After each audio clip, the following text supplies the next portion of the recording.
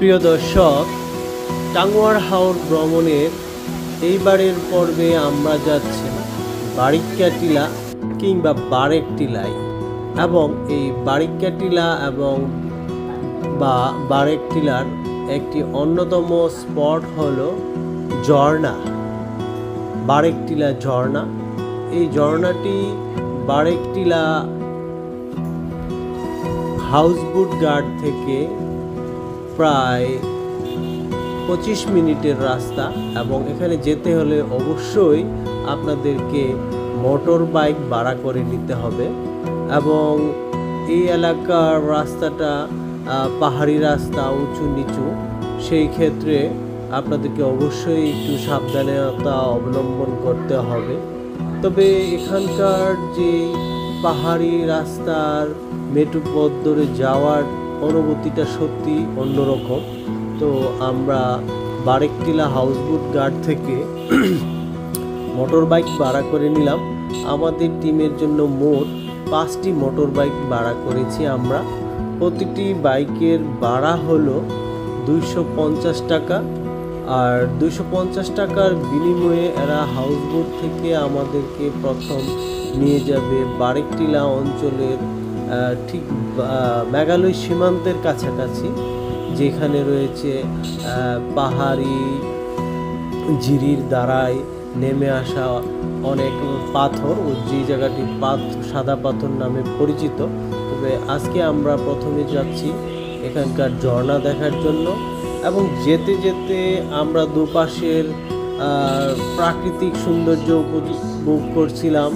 আমাদের এক পাশে উঁচু উঁচু পাহাড় দেখা যাচ্ছিল, মেঘ খেলা করছে পাহাড়ের ডালে। আর অন্য পাশটা কিছুটা সমতল, ওখানে সবুজ শস্যের বাগান। সত্যি এক অপূর্ব দৃশ্যের অবতরণ হয়েছে এখানে।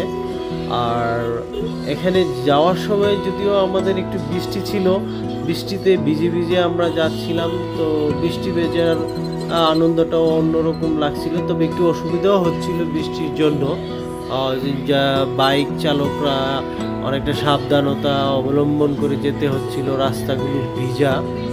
তারপরও আপনার এই সময়ে আসলে আপনি ঝর্ণার প্রাকৃতিক সৌন্দর্যটা উপভোগ করতে পারবেন। তাছাড়া অন্য সময়টায় ঝর্ণাটা তেমন পানি পাওয়া যায় না, সেই জন্য বৃষ্টির সিজনটাই উত্তম এই এলাকায় ঝর্ণা দেখার জন্য। দর্শক, আমরা চলে আসলাম আমাদের কাঙ্ক্ষিত গন্তব্য সেই ঝর্ণার কাছে। বারেক টিলা ঘাট থেকে ঝর্ণা পর্যন্ত পৌঁছে গেছি। এখানে আমাদের মোটর বাইক থেকে নেমে হেঁটে আমাদেরকে একটু পাহাড়ি রাস্তা বেয়ে ঝর্ণার দিকে এগিয়ে যেতে হবে। আমরা যাচ্ছি ঝর্ণার দিকে, আপনাদেরকে দেখানোর চেষ্টা করব এখানকার ঝর্ণার যে প্রাকৃতিক সৌন্দর্য, কিভাবে পাহাড়ের উপর থেকে পাথরের গা ঘেঁষে নেমে আসছে ঝর্ণার স্বচ্ছ জল। সত্যি মনোমুগ্ধকর, নিজ চোখে না দেখলে এর প্রকৃত সৌন্দর্যটাকে অনুভব করা যায় না। হাতে ঝর্ণার পানীয় স্পষ্ট করার যে আনন্দটা, সেটা এক অন্যরকম অনুভূতি দেয় সকলের মাঝে। তো আপনারা যারা এখানে আসবেন অবশ্যই সাবধানে পা ফেলবেন, কারণ এই বৃষ্টির পানিতে এই পাথরগুলো অনেকটা পিচ্ছিল, এবং এই পাথরগুলো সর্বদাই যেন পানিতে ভিজতে থাকে।